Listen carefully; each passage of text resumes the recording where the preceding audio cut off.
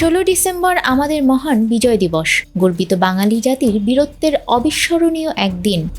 9 মাসের রক্তক্ষয়ী মুক্তিযুদ্ধের পর 1971 সালের এই দিনেই বিশ্ব মানচিত্রে অভ্যুদয় ঘটেছিল স্বাধীন ও সার্বভৌম বাংলাদেশের। বিজয় দিবসে সোশ্যাল মিডিয়ায় বার্তা দিয়েছেন ভারতের প্রধানমন্ত্রী নরেন্দ্র মোদী। সেখানে তিনি দাবি করেছেন 1971 সালের এই বিজয় দিবসে ঐতিহাসিক জয় পেয়েছিল ভারত।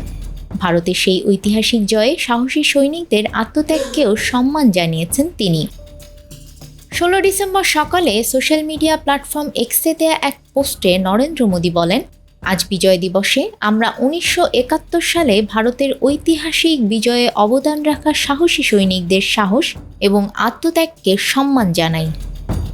তার দাবি, তাদের নিঃস্বার্থ নিবেদন এবং অটল সংকল্প আমাদের জাতিকে রক্ষা করেছে এবং আমাদের গৌরব এনে দিয়েছে।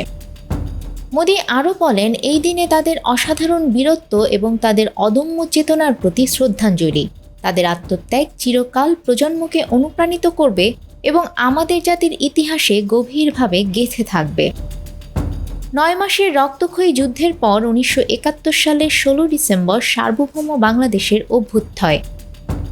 গত 5 আগস্ট 15 বছরের বেশি সময় ধরে চলা স্বৈরাচারী শাসন, ভিন্ন মতাবলম্বীদের উপর নিপীড়ন চালানোর জন্য ক্ষুব্ধ ছাত্র জনতার রোষানলের মুখে পড়ে শেখ হাসিনা ভারতে পালিয়ে যান।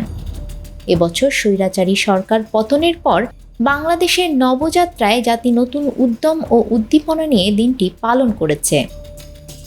স্বাধীনতার অর্ধশতাব্দী পর দেশবাসী এই সময়টাকে দ্বিতীয় স্বাধীনতা বলেও অভিহিত করেছে। নিউজ ডেস্ক, আমাদের সময়।